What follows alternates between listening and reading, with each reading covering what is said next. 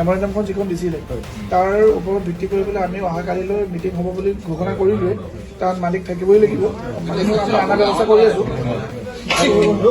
আৰু হেৰি থাকিব কি বুলি কয় তেওঁ থাকিব আৰু বাকী যি দলংগঠন বা ৰাইজে যিটো হেৰি দিছে যিখন মেমৰেণ্ডাম দিছে তাৰ ওপৰত তেওঁলোকে সিদ্ধান্ত লৈ পেলাই আহি পেলাই কালি আমাক জনাব লাগিব আৰু তাৰপিছত বাকীখিনি কথা হ'ব। ইয়াত কোন ডাক্তৰ মানে আছিলে, তেওঁ কি চৰকাৰী চাকৰি কৰিছিলে, চৰকাৰী চাকৰি কৰি তেওঁ কেনেকৈ ইয়াত থাকি কৰিছে, কোন নাৰ্ছ কি তেওঁৰ শিক্ষাগত মানে টেকনিকেল কোৱালিফিকেশ্যন কি আছে, নাৰ্ছ হ'ব তেওঁ উপযোগী হয়নে নহয় বুলি কিনে তদন্ত আওতাত আহিব। সেইখিনি পৰ্যায়ক্ৰমে সেইবিলাক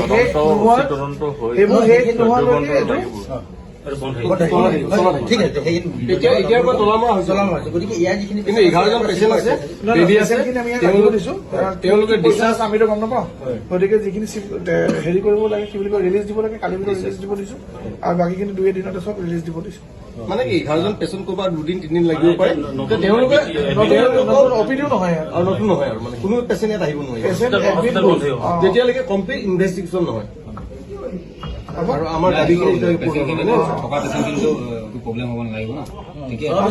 তিনিচুকীয়া ব্যুৰ শ্ৰদ্ধাৰ ককাইদেউ প্ৰতাপ বৰ্মনৰ সহধৰ্মিনীৰ যি মৃত্যু, এই মৃত্যুক আমি সহজভাৱে মানি ল'ব পৰা নাই অসম জাতীয়তাবাদী যুৱ ছাত্ৰ পৰিষদ তিনিচুকীয়া জিলা সমিতিয়ে।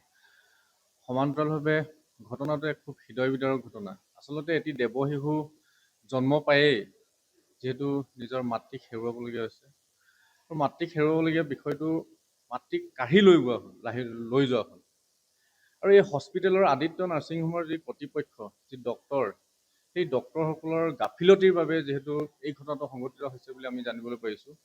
গতিকে এই ক্ষেত্ৰত আমি হিমন্ত বিশ্ব শৰ্মা ডাঙৰীয়া মুখ্যমন্ত্ৰী মহোদয়ক আমি ক'ব বিচাৰিছোঁ তেখেতৰ উক্তি আৰু তেখেতলোকৰ অভিজ্ঞসকলৰ এটা সময়ত কৈ গৈছিল শিক্ষা আৰু স্বাস্থ্য বিনামূলীয়া কৰাৰ কথা।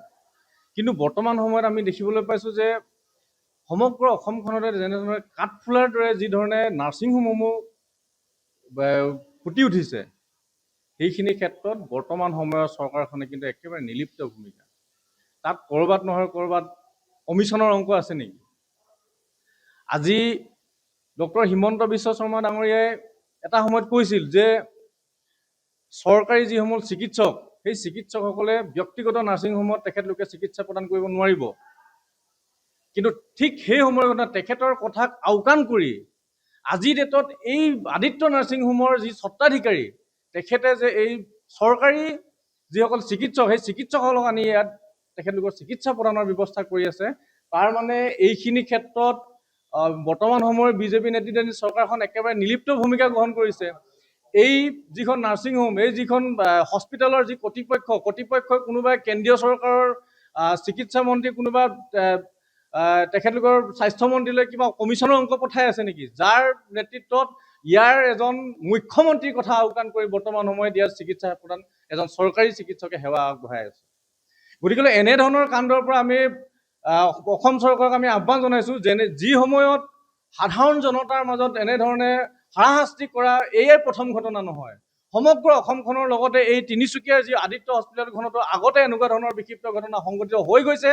গতিকে এই যিখন হস্পিটেল, যিখন চিকিৎসালয়, এই চিকিৎসালয়খনৰ ক্ষেত্ৰত এক ব্যৱস্থা গ্ৰহণ কৰিবৰ বাবে আমি আহ্বান জনাইছোঁ। সমান্তৰালভাৱে তিনিচুকীয়াৰ যি জইণ্ট ডাইৰেক্টৰ নেতৃত্বত তিনিচুকীয়া জিলাখনত থকা যিসমূহ ব্যক্তিগত নাৰ্ছিং হোম, এই নাৰ্ছিং হোমসমূহৰ তেখেতলোকৰ ওপৰত তদন্ত ব্যৱস্থা কৰিবৰ বাবে আমি আহ্বান জনাইছোঁ। আৰু এইটো কথাও কৈছোঁ, আজি যে এই দেৱশিশুটিক মাতৃহাৰা কৰি লৈ যোৱা হ'ল, তাৰ ব্যৱস্থা কোনে ল'ব?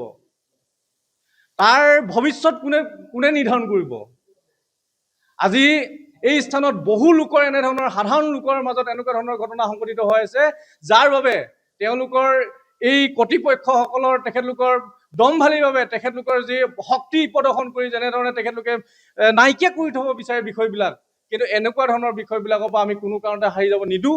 গতিকে আমি এটা কথা ক'ব বিচাৰিছোঁ, অতি সোনকালে এই ব্যৱস্থাটোৰ উচিত তদন্ত কৰক। কেৱল তদন্তই নহয়, আমাক স্থায়ী সমাধান লাগে, যাৰ জৰিয়তে লাখ লাখ সাধাৰণ জনতাই এই সমাধানৰ পৰা যাতে তেখেতলোকে মুক্তি পায়, এই ব্যক্তিগত নাৰ্ছিংসমূহৰ পৰা যাতে মুক্তি পায়, তাৰ এটা ব্যৱস্থা গ্ৰহণ কৰিব। আৰু এটা কথা কৈছোঁ, বৰ্তমান সময়ত স্বাস্থ্যমন্ত্ৰীয়ে কৈ থাকে যে ব্যক্তিগত নাৰ্ছিংসমূহ আন্তঃগাঁথনি উন্নয়ন কৰা হৈছে।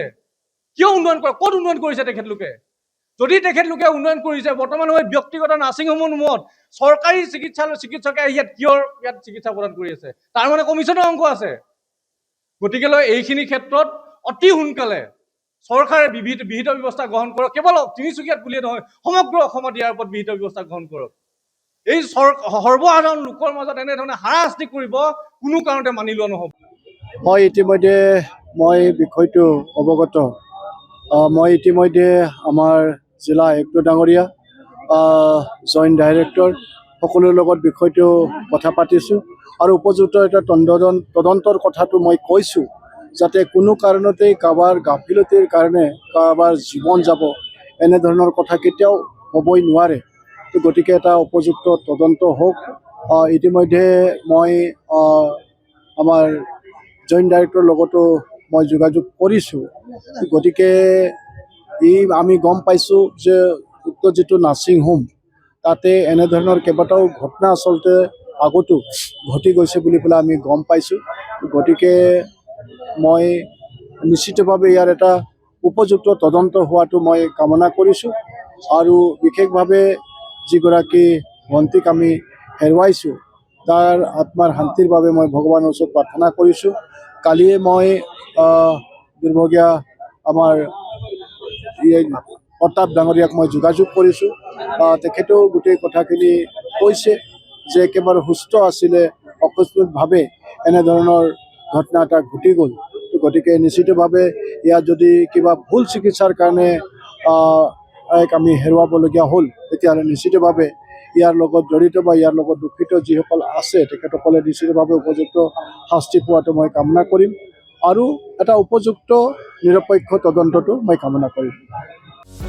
যিকোনো খবৰৰ বাবে যোগাযোগ কৰক আমাৰ এই নম্বৰত 9181 307 2221।